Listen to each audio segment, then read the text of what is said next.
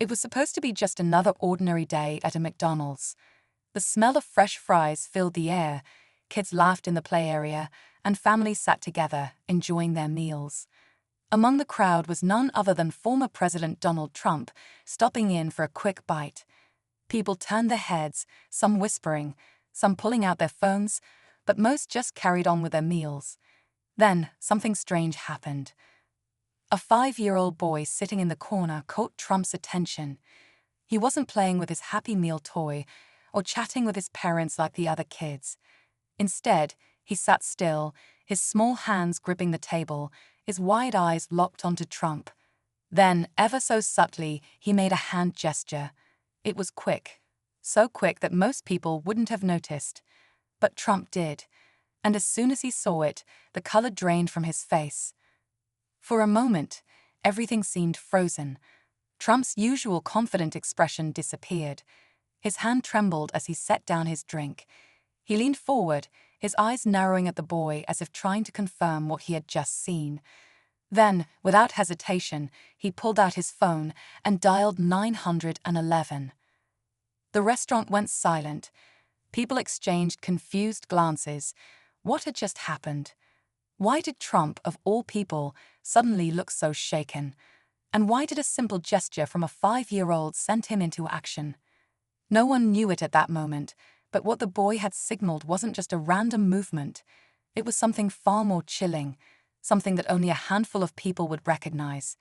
And Trump, he recognized it instantly. What did the boy's signal mean? Why did Trump react the way he did? And what was about to unfold next? The answers would soon shake everyone in that McDonald's to their core. The tension in the restaurant was thick. People whispered among themselves, trying to understand what was happening.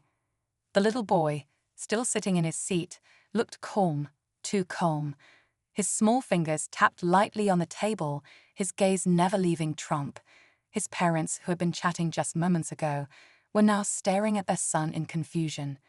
They had no idea why he had made that strange signal or why the most powerful man in the room had reacted the way he did.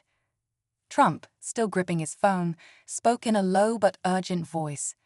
His expression remained pale, his eyes darting around as if scanning the restaurant for something or someone.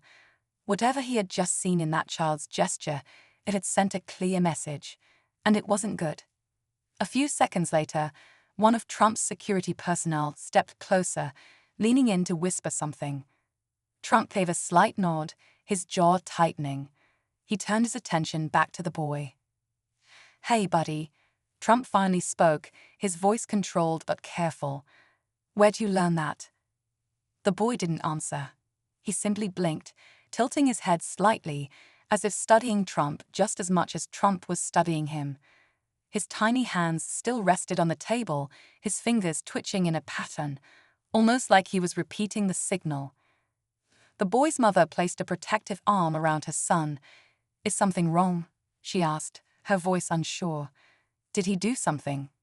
Trump hesitated, his fingers curled around his phone tighter, his mind clearly racing. "Mom," he said slowly, "do you know what your son just did?" The mother shook her head, looking between Trump and her child. "I know. He was just playing around." Trump exhaled sharply, exchanging another glance with his security team. Then, for the first time, his voice wavered just slightly. "No," he muttered under his breath, barely loud enough for anyone to hear. "That wasn't playing." Just then, a faint sound came from outside, sirens. The police were already on their way. But the real question was, would they make it in time? The distant wail of sirens grew louder, but inside the McDonald's, time felt frozen. Conversations had died down, and all eyes flickered between Trump, the boy, and the approaching police. The boy's mother clutched his shoulders, now visibly uneasy. "What's going on?" she demanded, her voice trembling. Trump's security team shifted closer, their movements subtle but controlled. One of them whispered into an earpiece, their sharp eyes scanning the restaurant as if expecting something, or someone, to make a move. Trump didn't answer the mother's question.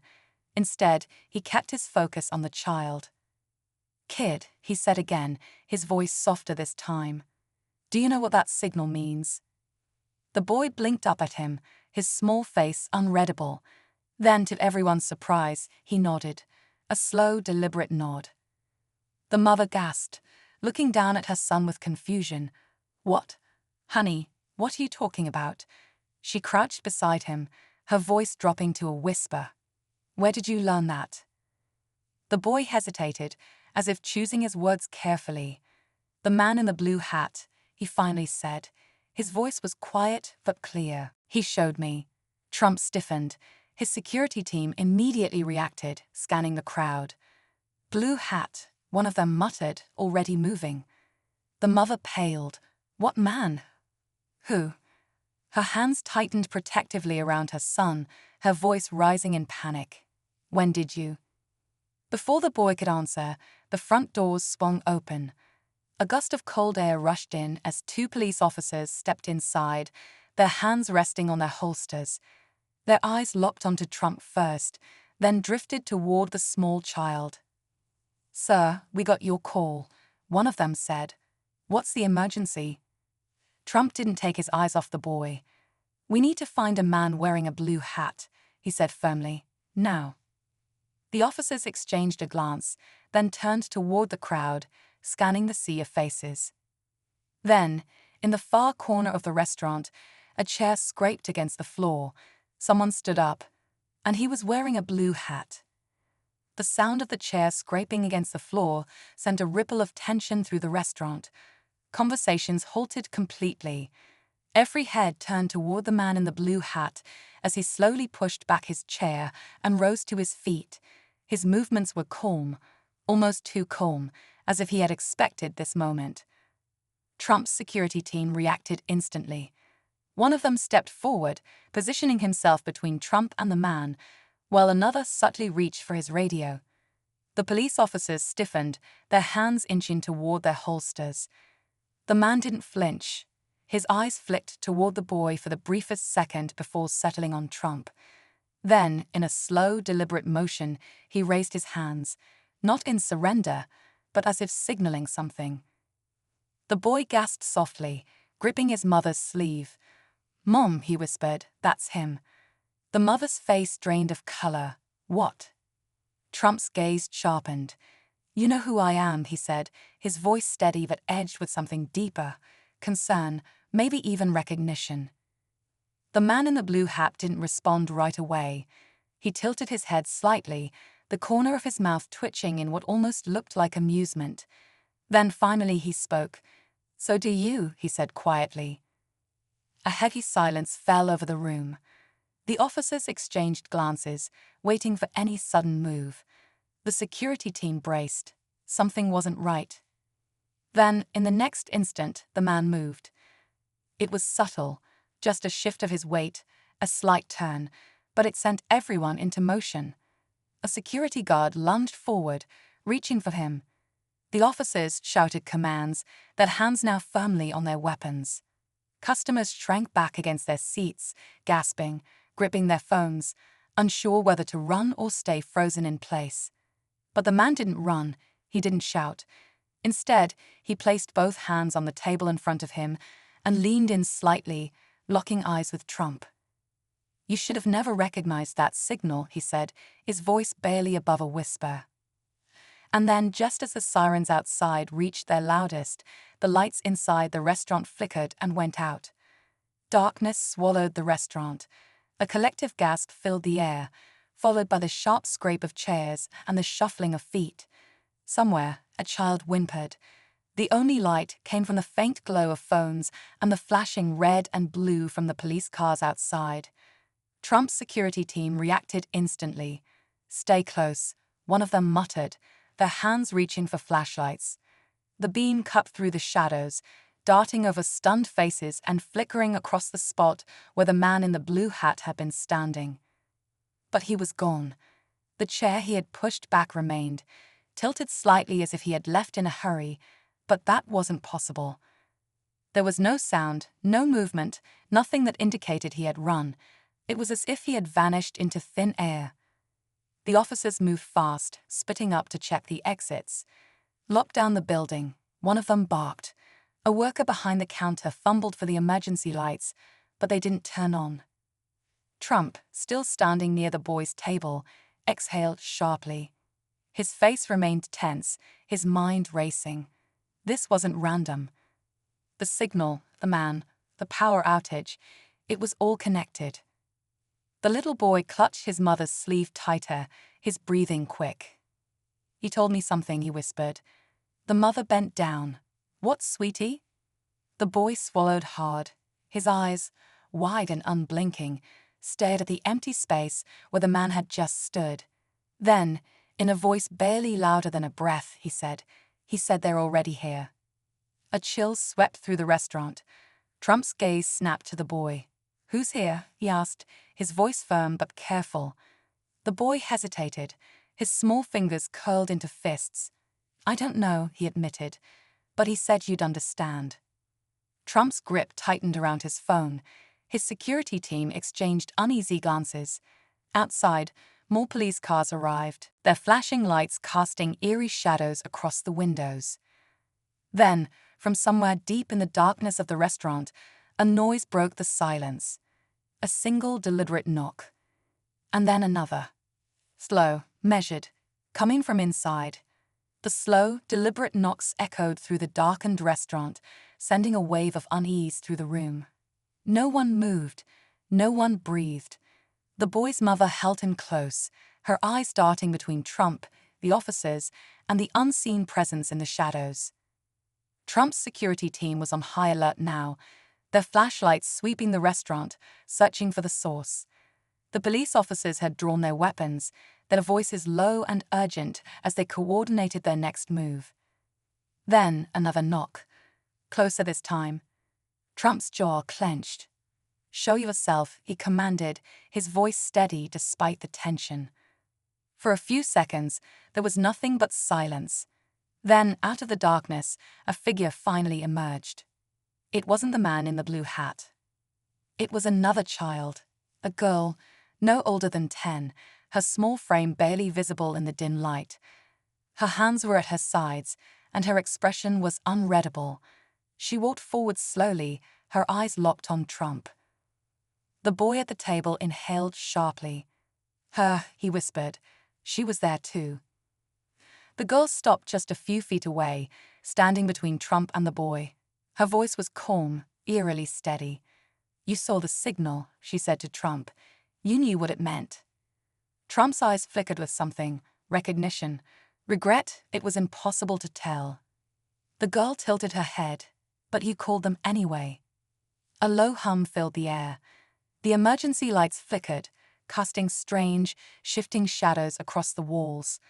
The sirens outside suddenly cut off, plunging everything into an eerie quiet. Then a voice crackled through the police radio. "We've got a problem," an officer outside reported. "The power's out on the entire block." And a pause. Static. Then, more urgently, "We're picking up movement, but there's no one there." Inside, the girl took a step closer to Trump. "You thought you could stop it," she whispered, "but it's already begun." Trump's expression remained unreadable, but his grip on his phone tightened. Then, as suddenly as the lights had gone out, they flickered back on. The restaurant was bathed in harsh, artificial brightness. The girl was gone. The man in the blue hat was gone. And the only thing left was the boy, staring at Trump, his small hands still clenched into fists. "What happens now?" he asked quietly. Trump didn't answer. He only exhaled, glancing once more at the now empty corner of the restaurant. Outside, the police scanned the area, confused. There was no trace of the mysterious figures, no sign that anyone had been there at all. But Trump knew better. This wasn't over. Not yet. The restaurant was silent. People looked around, their faces filled with confusion, fear, and disbelief. The police officers lowered their weapons, exchanging uneasy glances. No one could explain what had just happened. Trump stood still for a long moment, his expression unreadable. Then slowly he turned back to the boy. The child's hands had finally unclenched, but his eyes remained locked on Trump's, as if waiting for an answer. Trump crouched beside him, lowering his voice. "Do you know why he showed you that signal?" The boy hesitated, then shook his head. "He just said it was important, that if I saw you, I had to do it." The mother pulled her son close, her voice still shaky. "What does it mean? Please, just tell us." Trump exhaled, his gaze shifting to the now empty space where the man in the blue hat had stood. Whatever he was thinking, he kept it to himself. Instead, he placed a reassuring hand on the boy's shoulder. "You did the right thing," he said simply. "No matter what anyone tells you." The sirens outside blared back to life. The police, still trying to piece everything together, moved toward the exit, but it was clear they had no answers.